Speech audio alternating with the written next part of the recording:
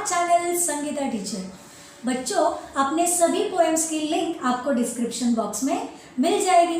तो आज की अपनी पोएम का नाम है बेटी युग, रिटन बाय आनंद विश्वास। तो क्या आप इस चैनल पर नए हो, अब तक सब्सक्राइब नहीं किया है तो तुरंत कर दीजिए और लाइक, शेयर और कमेंट भी कर दीजिएगा। और हाँ, सब्सक्रिप्शन करते समय बेल आइकन को प्रेस करना ना भूलें ताकि हमारे आने वाली सभी वीडियोस की नोटिफिकेशन आपको मिल जाएगी। तो चलिए पूरे जोश और उल्लास के साथ शुरू करते हैं अपनी आज की पोएम, जिसका नाम है बेटी युग। तो अभी देखते हैं कवि ने इस कविता में क्या कहा है। नानी वाली कथा कहानी अब भी जग में लगे सुहानी, बेटी युग के नए दौर की आओ लिख ले नई कहानी। अभी नानी मतलब ग्रैंड मदर, जो बच्चों को स्टोरीज बताती है। तो यहाँ पे कवि ने क्या बताया है कि नानी जो स्टोरीज बताती है बच्चों को, वो कैसी लगती है, उन्हें सुहानी लगती है, मतलब प्यारी लगती है। तो क्या है ना बच्चों, पहले के ज़माने में क्या होता था ना, ये जो ग्रैंड मदर होती थी ना, मतलब उस ज़माने में एंटरटेनमेंट के लिए टीवी, मोबाइल या इंटरनेट कुछ भी नहीं होता था। तब ये नानी क्या करती थी, ये जो ग्रैंड मदर्स क्या करती थी, ये छोटे बच्चों को स्टोरीज सुनाया करती थी। तो वो स्टोरीज बच्चों को बहुत पसंद आती थी, रोज़ नई नई स्टोरीज बताती थी। लेकिन अभी इस टेक्नोलॉजी के वर्ल्ड में भी आज भी बहुत सारी ग्रैंड मदर्स अपने छोटे बच्चों को, ग्रैंड सन्स या ग्रैंड डॉटर्स को स्टोरीज सुनाती है। तो उन्हें आज भी वो बहुत सुहानी लगती है, बहुत पसंद है। और ये खाली अपने देश के नहीं बल्कि पूरे जग के जितने भी बच्चे हैं, पूरे वर्ल्ड के जितने भी बच्चे हैं, तो उनको नानी ने बताई गई कहानियाँ बहुत पसंद है। तो इसलिए अभी कवि क्या कहते हैं कि नानी वाली कथा कहानी अब भी जग में लगे सुहानी, बेटी युग के नए दौर की आओ लिख ले नई कहानी। अभी हम सबको एक साथ बेटी युग की नई कहानी लिखनी है। बेटी युग मतलब बेटियों का दौर। यहाँ पर दौर मतलब काल और समय भी हम कह सकते हैं। तो बेटियों को पहले के ज़माने में इतना महत्व नहीं दिया जाता था, इतना इम्पोर्टेंस नहीं होता था उनको। तो इसलिए उनकी प्रगति के लिए, उनको आगे लाने के लिए, उनका उत्थान करने के लिए, उन्नति करने के लिए अभी हम सबको आगे आना है, ताकि बेटियां भी कुछ पढ़ लिख कर कुछ बन जाए। तो इसलिए अभी हम सबको एक नई कहानी लिखनी है। आगे कवि कहते हैं, बेटी युग में बेटा बेटी सभी पढ़ेंगे सभी बढ़ेंगे, फौलादे ले नेक इरादे खुद अपना इतिहास गढ़ेंगे। अभी इस बेटियों के युग में, मतलब ये डॉटर्स का जो एरा है, तो इस एरा में बेटों के साथ साथ बेटी भी पढ़ने वाली है। बेटी युग में बेटा बेटी सभी पढ़ने वाले हैं। पहले क्या होता था, खाली बच्चों को, मतलब बॉयज़ को खाली एजुकेशन दिया जाता था, गर्ल्स को नहीं। उनको खाली घर का कामकाज करने के लिए बिठाया जाता था। लेकिन अभी इस बेटियों के दौर में अब बेटियां भी लड़कों के साथ साथ, मतलब बेटों के साथ साथ वो अभी शिक्षा प्राप्त करने वाली है, एजुकेशन लेने वाली है। और ये जब दोनों पढ़ेंगे और लिखेंगे तो क्या होगा, देश बढ़ेगा। सभी पढ़ेंगे सभी बढ़ेंगे, मतलब everyone will make progress in their life. फौलादी ले नेक इरादे, अभी उनका इरादा बहुत मजबूत है। इरादा मतलब संकल्प या रेजोल्यूशन भी कैन से, और नेक मतलब अच्छा, भला। तो अभी उनका इरादा कैसा है, उनका रेजोल्यूशन क्या है, एकदम नेक है, अच्छा है। लेकिन वो कैसा है, मजबूत है, फौलाद की तरह मजबूत है। क्योंकि अभी ये जो लड़कियां जो है वो अपना एक इतिहास रचने वाली है, क्योंकि वो अभी हर मुसीबत का सामना करने के लिए पूरी तरह तैयार है, तत्पर है वो। और अभी वो किसी के आगे भी हार नहीं मानने वाली और किसी के आगे झुकने भी नहीं वाली है। इसीलिए उसका इरादा कैसा है, मजबूत है। देश पढ़ेगा देश बढ़ेगा, दौड़ेगी अब तरुण जवानी, नानी वाली कथा कहानी अब भी जग में लगे सुहानी। अब कवि कहते हैं, देश पढ़ेगा देश बढ़ेगा। जब देश पढ़ेगा मतलब क्या, देश के सभी बच्चे अगर पढ़ेंगे लिखेंगे, एजुकेशन लेंगे या नॉलेज प्राप्त करेंगे, तब ऑटोमेटिकली देश की प्रगति होगी। क्योंकि जब वो पढ़ेंगे तो ही देश की प्रगति होने वाली है। इसीलिए वो कहते हैं कि जब बच्चे पढ़ेंगे तो देश भी बढ़ेगा, बच्चों के साथ साथ देश भी बढ़ने वाला है। और इस बढ़ने में, मतलब इस प्रगति में, ये जो प्रतियोगिता है या वी कैन से कंपटीशन, तो इस प्रोग्रेस की जो कंपटीशन चल रही है, तो इसमें युवक और युवतियाँ, यूथ, तरुण जवानी क्या करने वाली है, उसमें हिस्सा लेने वाली है, उसमें वो दौड़ लगाने वाली है। मतलब क्या, they are going to make progress in their life. अगर वो प्रोग्रेस करते हैं तो देश की प्रोग्रेस भी होने वाली है। नानी वाली कथा कहानी बच्चों को आज भी सुहानी लगती है, मतलब प्यारी लगती है। आगे कवि कहते हैं, बेटा शिक्षित आधी शिक्षा, दोनों शिक्षित पूरी शिक्षा। हमने सोचा मनन करो तुम, सोचो समझो करो समीक्षा। मतलब क्या, अगर बेटा पढ़ता है तो वो that will be a half education, वो आधी शिक्षा कहलाएगी। और जब अगर बेटी भी पढ़ती है उसके साथ साथ तो that will be a complete education, और वो पूरी शिक्षा कहलाएगी।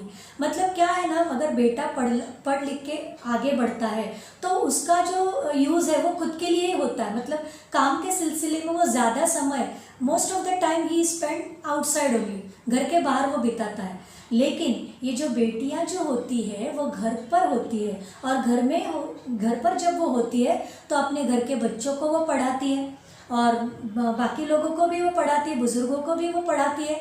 तो मतलब क्या है, इसलिए बेटियों का पढ़ना भी उतना ही ज़रूरी है।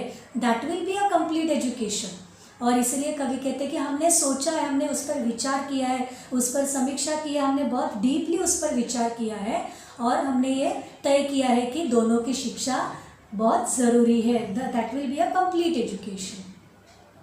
सारा जग शिक्षा में करना हमने सोचा मन में ठानी, नानी वाली कथा कहानी अब भी जग में लगी सुहानी। अभी हमने मन में ठान लिया है।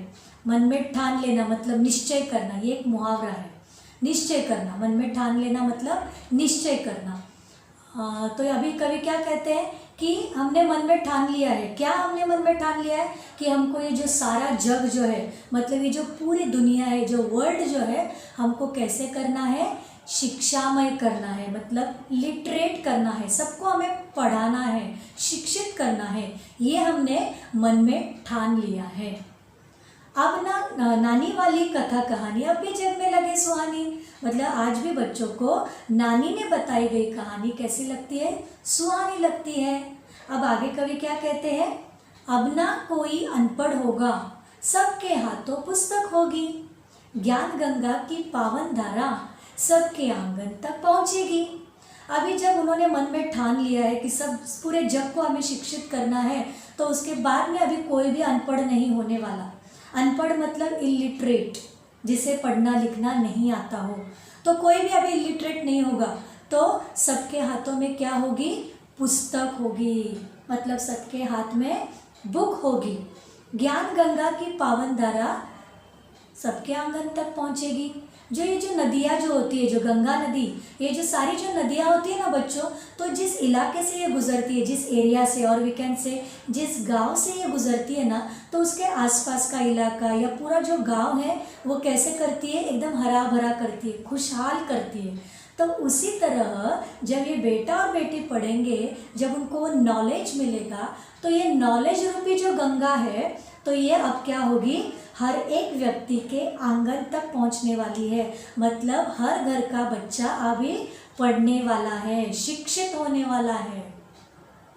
पुस्तक और कलम की शक्ति जग जाहिर जानी पहचानी, नानी वाली कथा कहानी अब भी जग में लगे सुहानी। पुस्तक और कलम की शक्ति, शक्ति मतलब पावर, और कलम मतलब लेखनी, पेन जिससे हम लिखते हैं। तो वो क्या कहते हैं कवि कि ये जो इसकी जो शक्ति है पुस्तक और कलम की, ये सबसे बढ़कर है, ये सारे वेपन से भी बढ़कर है। तो इसकी जो ताकत है तो ये पूरे जग जाहिर है, मतलब सबको ये पता है, और हमारे महापुरुषों ने ये सिद्ध भी कर दिया है, प्रूफ भी कर दिया है कि इसमें कितनी ताकत होती है। तो कवि कहते हैं कि नानी ने बताई गई कहानी कैसे लगती है, सभी छोटे बच्चों को प्यारी लगती है, बहुत सुंदर लगती है, बड़े इंटरेस्ट के साथ बच्चे वो कहानियाँ सुनते हैं। आगे कवि ने कहा है, बेटी युग सम्मान पर्व है, पुण्य पर्व है, ज्ञान पर्व है, सब सबका सम्मान करे तो जन जन का उत्थान पर्व है। अब ये जो डॉटर्स एरा जो है, बेटियों का जो युग है, वो कैसा पर्व है, पर्व मतलब त्योहार, फेस्टिवल। ये कैसा पर्व है, सम्मान का पर्व है, रिस्पेक्ट का पर्व है। अभी उन्हें रिस्पेक्ट दिया जा रहा है, मैं जैसे मैंने पहले बताया कि पुराने ज़माने में उन्हें ज़रा भी इम्पोर्टेंस नहीं होता था, उन्हें बिल्कुल एजुकेशन बिल्कुल नहीं दी जाती थी, क्योंकि उनके कहने के मुताबिक इन लड़कियों को क्यों पढ़ाना है, उनको तो आगे चल के शादी होने के बाद तो बच्चे संभालने हैं। लेकिन अभी इस डॉटर्स एरा में, ये बेटियों के युग में, अभी उनको सम्मान मिल रहा है, रिस्पेक्ट मिल रही है। इसलिए कैसा पर्व है? सम्मान का पर्व है, रिस्पेक्ट का पर्व है, ये पुण्य का पर्व भी है। पुण्य है बेटियों को पढ़ाना, लिखाना, शिक्षित करना, सभी को पढ़ाना। तो ये बेटियों का पर्व कैसा है? पुण्य का पर्व भी है और ज्ञान का पर्व है। तो अभी सब लोगों को ज्ञान प्राप्त होने वाला है। पुस्तकों में जो ज्ञान मिलता है वो सभी ज्ञान से बढ़कर है। तो ये ज्ञान सबको अभी मिलने वाला है। Treasure of knowledge everybody is going to get. तो इसीलिए कवि ने क्या कहा है? सबका सम्मान करेंगे तो क्या होगा? सभी लोगों का उत्थान होगा। मतलब we have to respect everyone. तो मतलब क्या? अगर हम एक दूसरे को रिस्पेक्ट करेंगे, उनकी टैलेंट की कदर करेंगे, if we respect their talent, तो इससे क्या होने वाला है? हम सभी का उत्थान होने वाला है। उत्थान मतलब प्रोग्रेस होने वाला है, प्रगति होने वाली है। इसीलिए to make our country progress, हमको क्या करना है? अपना भी प्रोग्रेस, पहले तो अपना प्रोग्रेस होता है, अपने प्रोग्रेस के साथ साथ फिर देश की प्रगति भी होती है, उन्नति होती है। इसीलिए हम सभी को याद रखना है कि हमें किसी को भी बुरा नहीं कहना है, किसी के बारे में बुरा नहीं सोचना है, बल्कि एक दूसरे को हमें रिस्पेक्ट देना है। आगे कवि कहते हैं, सोने की चिड़िया तब बोले, बेटी युग की हवा सयानी, नानी वाली कथा कहानी अब भी जग में लगे सुहानी। प्राचीन काल में कहा जाता था, मतलब एंशियंट टाइम्स की जो भारत देश जो है, इंडिया जो है, वो सोने की चिड़िया कहलाता था। और अभी इस ज़माने में भी अभी बेटियों का जो दौर चल रहा है, बेटियों का जो युग चल रहा है, अभी बेटियां भी सबसे आगे बढ़ रही है। मतलब लड़कों से भी आगे अभी बढ़ रही है। हर एक फील्ड में आप देखते होंगे, न्यूज़ पढ़ते होंगे, न्यूज़ सुनते होंगे, तो बेटियां भी अभी बेटों से आगे बढ़ रही है। सभी फील्ड में वो प्रोग्रेस कर रही है। तो इसीलिए अभी ये जो बेटी युग की जो हवा जो है वो कैसी है? सयानी है, समझदार है। सयानी मतलब समझदार है। और अब भी लोग क्या कहेंगे? भारत देश कैसा है? सोने की चिड़िया है। और आज भी इस टेक्नोलॉजी के वर्ल्ड में बच्चों को नानी ने बताई गई कहानी कैसे लगती है? बहुत सुहानी लगती है, बहुत अच्छी लगती है, इंटरेस्टिंग लगती है, प्यारी लगती है ना? आपकी नानी भी बताती है ना स्टोरीज, आपने भी सुनी होगी ना बचपन में। ओके, चलो, आई होप तो आपको ये पोएम अभी पूरी तरह से समझ में आ गई होगी। तो चलिए, टीचिंग पार्ट इज ओवर। अब हम बढ़ते हैं अपने क्वेश्चन आंसर्स की ओर। Let's start. क्वेश्चन नंबर 1, उचित शब्द द्वारा रिक्त स्थानों की पूर्ति करो। फर्स्ट, नानी वाली कथा डैश अब भी जग में लगे सुहानी। आंसर, कहानी। सेकंड, देश पढ़ेगा देश बढ़ेगा, दौड़ेगी अब डैश जवानी। आंसर, तरुण। थर्ड, सारा जग डैश करना हमने सोचा मन में ठानी। आंसर, शिक्षामय। फोर्थ, डैश और कलम की शक्ति जग जाहिर जानी पहचानी। आंसर, पुस्तक। फिफ्थ, सोने की डैश तब बोले, बेटी युग की हवा सयानी। आंसर, चिड़िया। क्वेश्चन नंबर 2, निम्नलिखित प्रश्नों के उत्तर एक एक वाक्य में लिखो। फर्स्ट, कवि किस कहानी को लिखने की बात कर रहा है? आंसर, कवि बेटी युग की नई कहानी को लिखने की बात कर रहा है। सेकंड, जब देश पढ़ेगा तो क्या होगा? आंसर, जब देश पढ़ेगा तो देश आगे बढ़ेगा और तरुण जवानी दौड़ेगी। थर्ड, कवि ने मन में क्या ठाना है? आंसर, कवि ने मन में ठाना है कि सारे जग को शिक्षित करना है। फोर्थ, जग ने किसकी शक्ति को पहचाना है? आंसर, जग ने पुस्तक और कलम की शक्ति को पहचाना है। क्वेश्चन नंबर 3, निम्नलिखित पर जानकारी लिखो। फर्स्ट, बेटी पर्व। आंसर, बेटी पर्व मतलब बेटियों के सम्मान का पर्व। उनको बेटों के समान महत्व देना, उनकी परवरिश पर उचित ध्यान देना, बेटियों के साथ किसी भी प्रकार का भेदभाव न किया जाए, उनकी शिक्षा बेटों के समान की जाए, बेटियों को अपने जीवन में आगे बढ़ने के लिए खुद को साबित करने के लिए अवसर दिया जाए। सेकंड, शिक्षामय विश्व। शिक्षामय विश्व का अर्थ है विश्व में सभी लोग पढ़े लिखे हो। जब सारा विश्व पढ़ा लिखा होगा तो सभी विकास के लिए ही प्रयत्नशील रहेंगे। कोई भी किसी प्रकार का विनाश नहीं चाहेगा। सभी वसुधैव कुटुंबकम में विश्वास करेंगे। पृथ्वी पर शांति का वातावरण होगा। कोई किसी का हक नहीं छीनना चाहेगा। सबके मन में संतोष की भावना होगी। क्वेश्चन नंबर 4, समानार्थी शब्द लिखो। दुनिया, जग, पुत्री, बेटी, किताब, पुस्तक, पवित्र, पावन, हिम्मत, शक्ति, त्योहार, पर्व, उन्नति, उत्थान, स्वर्ण, सोना, वायु, हवा। क्वेश्चन नंबर 5, विरुद्धार्थी शब्द लिखो। बेटा, बेटी, पुराने, नए, वृद्ध, तरुण, अशिक्षित, शिक्षित, अधूरी, पूरी, अपावन, पावन, अज्ञान, ज्ञान, अपमान, सम्मान, पतन, उत्थान।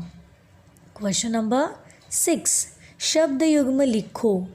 गांव गांव, इधर उधर, घूमना फिरना, धन दौलत, जान पहचान, कूड़ा कचरा, फल फूल, घर घर। तो बच्चों, आ गई ये पोएम और इसके नोट्स आपको समझ में? ठीक है, चलिए तो फिर बाय, टेक केयर।